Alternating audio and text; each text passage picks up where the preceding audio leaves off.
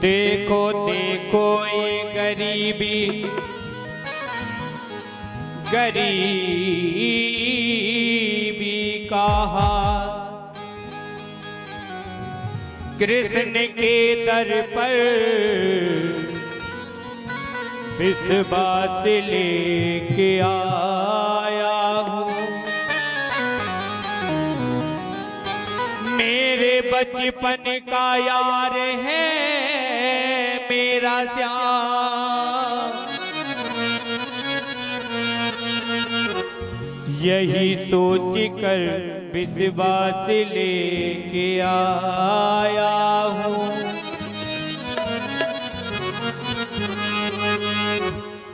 अरे द्वारपालों कन्हैया से कह दो, अरे द्वारपालों कन्हैया से कह दो, इधर पे सुदामा गरीब आ गया है, सुदामा गरीब आ गया है।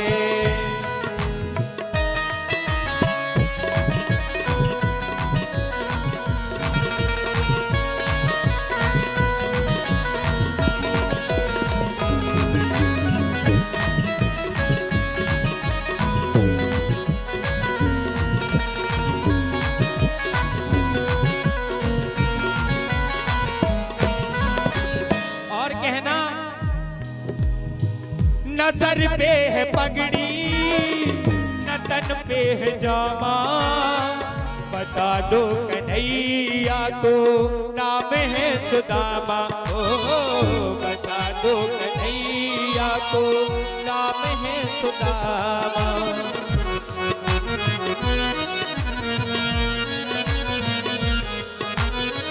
न सर पे है पगड़ी न तन पे है जामा, बता लो कन्हैया को नाम है सुदामा, ओ बता दो कन्हैया को नाम है सुदामा। न सर पे है पगड़ी न तन पे है जामा, बता दो कन्हैया को नाम है सुदामा, ओ न सर पे है पगड़ी न तन पे है जामा, बता दो कन्हैया को नाम है सुदामा, ओ बता दो।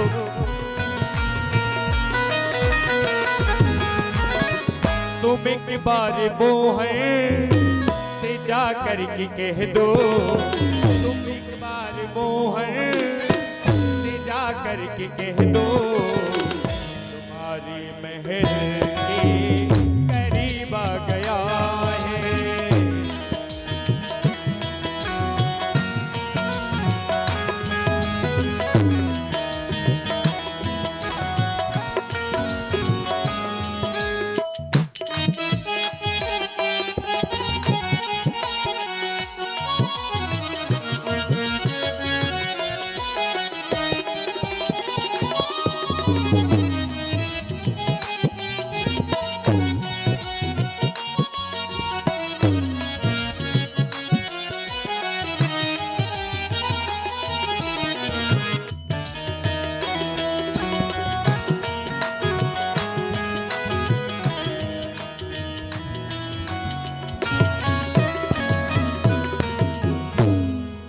सुदामा जी महाराज ने द्वारपाल से कहा तो एक द्वारपाल जाता है अंदर और भगवान से सुदामा जी की वो दशा का वर्णन करता है।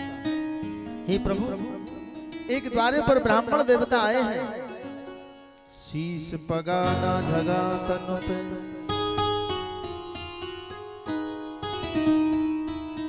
प्रभु जान को आए बसो के ग्राम,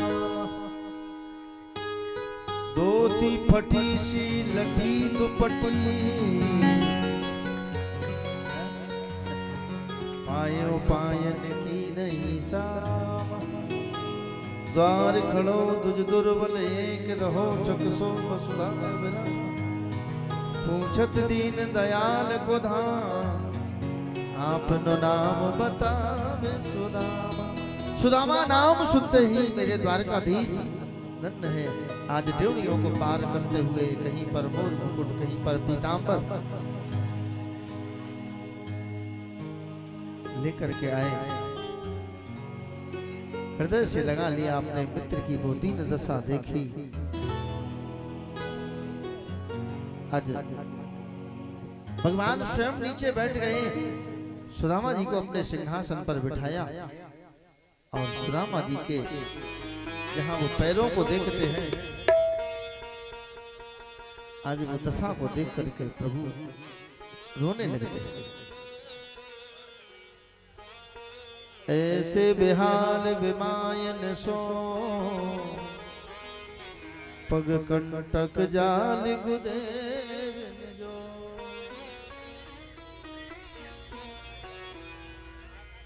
आय सखा दुख पायो महातेने, आयो ये तेना किते दिन खोए। देख सुदामा की दीन दशा, करुणा करके करुणा निधि रोए। पानी परात को हाथ छुओ नहीं, नैनन के जल से पग दो। इतना रोए आज मेरे प्रभु अपने भक्त की वो दीन दशा देख करके। आज भगवान ने उस ब्राह्मण देवता सुदामा जी का चरणों तक लिया और चरणों तक लेकर के पानी किया, पूरे भवन में अभिषेचित किया। क्योंकि लिखा है शास्त्रों में, जिस घर में कभी ब्राह्मण के चरण नहीं पड़े, ध्यान दें, ना विप्रपादो दक कर विमानी, ना वेदवादेश्च ध्वनि गर्जतानि। जिस घर में कभी ब्राह्मण के द्वारा वेद मंत्रों का उच्चारण नहीं हुआ, हवन नहीं हुआ, वो घर घर नहीं है। बोले फिर, बोले शमशानी रूपाणी अग्रहाणी तानि। वो घर तो शमशान के समान है, शमशानी रूपाणी अग्रहाणी तानि। वो घर शमशान के समान है। तो सारे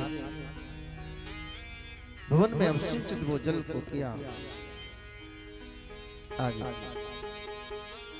अपने पीतांबर से पहुंच करके चंदन लगाया और भाभी का दिया हुआ जब प्रसाद मांगा, बड़ी सुंदर वार्तालाप भी हुई। आज सुदामा जी जो तंदुल लेकर के गए हैं, ध्यान दें, और सुदामा जी ने जो तंदुल खाए थे छिपके, सभी लोग जानते हैं। गुरु माता ने जो तंदुल दिए थे, सुदामा जी ने चोरी से वो छिपके जो चने खा लिए थे। वो चने कोई साधारण नहीं थे, ध्यान, वो चने श्रापित थे। जिससे इतने गरीब रहे सुदामा जी, इतने गरीब रहे क्यों? क्योंकि वो चने श्रापित थे। दुर्वासा जी ने श्राप दिया था। जो सुदामा जी ये चने खाए थे, क्योंकि भगवान द्वारकाधीश कृष्ण और सुदामा जी की ऐसी मित्रता खास।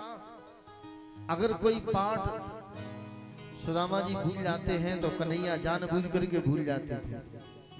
क्यों? क्योंकि जो दंड मेरे मित्र को मिलेगा वो हमें भी मिले।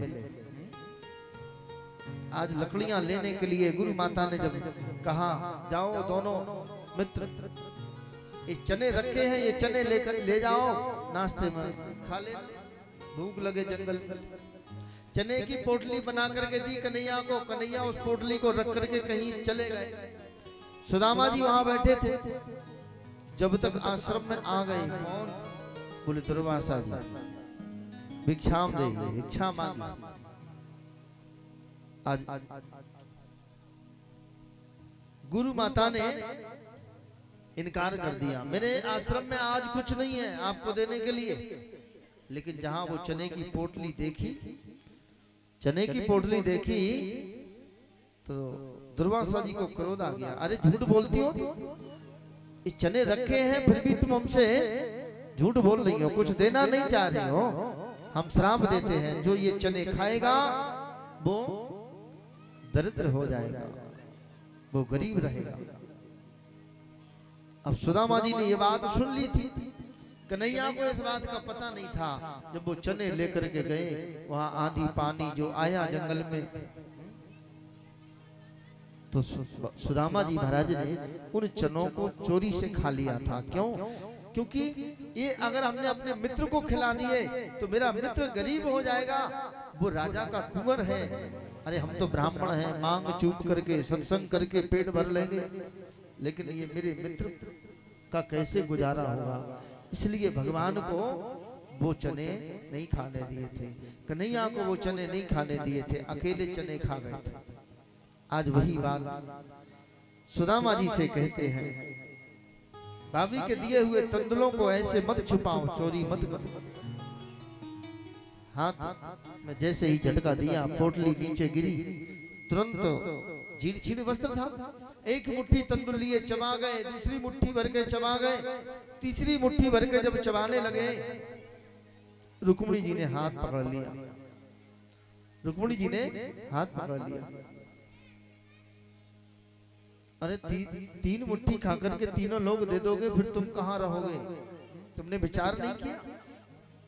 आपने दो मुट्ठी तंदुल खा करके दो लोगों की संपदा दे दी, दो लोगों का ऐश्वर्य दे दिया। तीसरी मुट्ठी खा करके तीनों लोग दे दोगे, फिर तुम कहां रहोगे? तुम्हारा भी तो इतना बड़ा परिवार है। अथवा यूं कहो कि रुक्मिणी जी कहती है, ये ब्राह्मण देवता का प्रसाद, आप अकेले दो मुट्ठी पा गए, हम 16,000 को कम से कम एक दानों मिल जाए। प्रसाद अकेले नहीं खाना चाहिए, प्रसाद मिल बांट करके खाना चाहिए। बड़ा सुंदर भाव। इसलिए